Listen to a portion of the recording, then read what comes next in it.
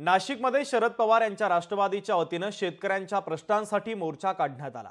शरद पवार स्वतः या मोर्चामध्ये सहभागी झाले होते। तर शरद पवार यांनी या मोर्चाच्या माध्यमातून देवेंद्र फडणवीस यांच्यावर टीका करत सरकारवर देखील जोरदार हल्लाबोल केलाय। तर राष्ट्रवादीच्या नेत्यांनी देखील सरकारला चांगलंच धारेवर धरलंय। सविस्तर पाहूयात।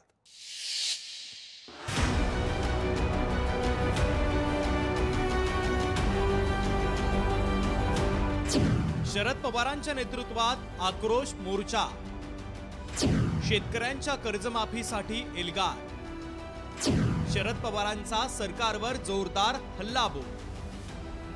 नाशिकमध्ये शरद पवारांच्या उपस्थितीत आक्रोश मोर्चा काढण्यात आला।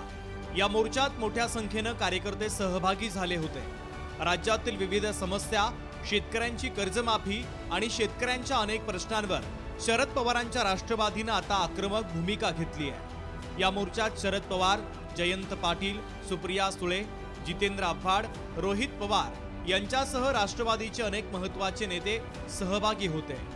या मोर्चाच्या माध्यमातून शरद पवारांनी देवेंद्र फडणवीस यांच्यासह राज्य आणि केंद्र सरकारवर जोरदार निशाणा साधला आहे। गेल्या 2 महिन्यात शेतकरी आत्महत्यांमध्ये वाढ झाली आहे। शेतकऱ्यांच्या संकटावर मार्ग काढण्याची जबाबदारी सरकारची आहे असं शरद पवारांनी म्हटलं।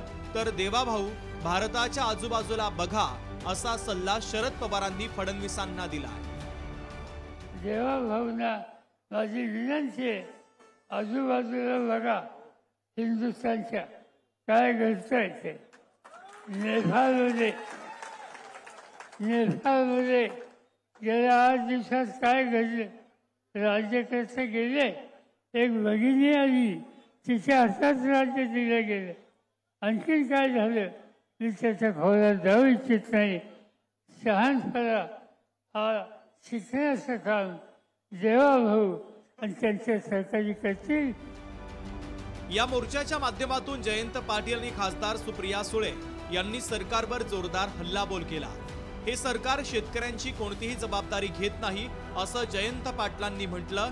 तर कर्जमाफी न केल्यास मंत्र्यांना राज्यात फिरू देणार नाही असा इशारा सुप्रिया सुळेंनी राज्य सरकारला दिला। सरकारला कर्जमाफी करायची नाही, 7/12 कोरा कोरा कोरा सांगणारं सरकार आता कर्जमाफी बद्दल बोलत नाही। तिघांचं सरकार एकमेकावर जबाबदारी ढकलतंय। आपल्याला महाराष्ट्रातल्या शेतकऱ्याला दिलासा द्यायचा असेल तर अतिवृष्टीने संकटात आलेल्याला ताबडतोब मदत मिळवून देणं आणि महाराष्ट्रातल्या शेतकऱ्यांचा 7/12 कोरा करून घेणं हे आपल्या सगळ्यांच्या दृष्टीने महत्त्वाचं आहे। तुम्ही शब्द दिला होता की सरसकट कर्ज माफी करू, ओला दुष्काळ जाहीर करा, सरसकट कर्ज माफी करा, 1 महिन्याचा कालावधी देऊ। जर 1 महिन्याच्या आत आमच्या शेतकऱ्यांना न्याय मिळाला नाही तर ह्या सरकारला आम्ही कुठे फिरू देणार नाही।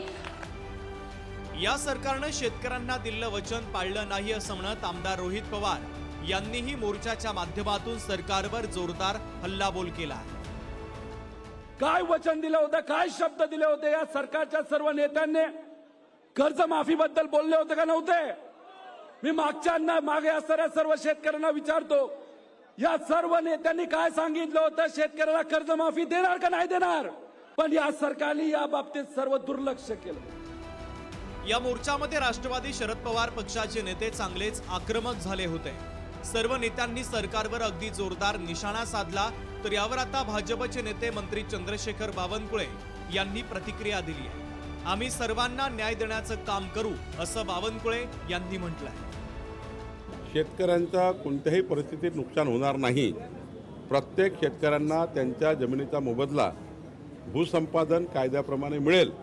मी स्वतः भूसंपादन मंत्री आहे, त्यामुळं त्यांच्यावर कुठल्याही पद्धतीने अन्याय होणार नाही किंवा त्यांना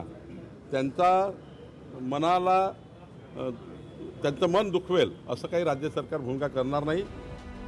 येणाऱ्या निवडणुका डोळ्यासमोर ठेवता शरद पवार आता पुन्हा मैदानात उतरले।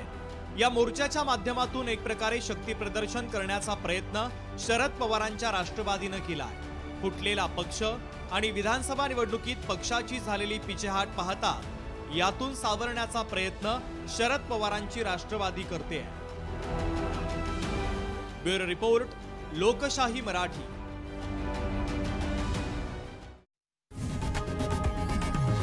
लोकशाही मराठी ऐका, पहा, जागरूक रहा.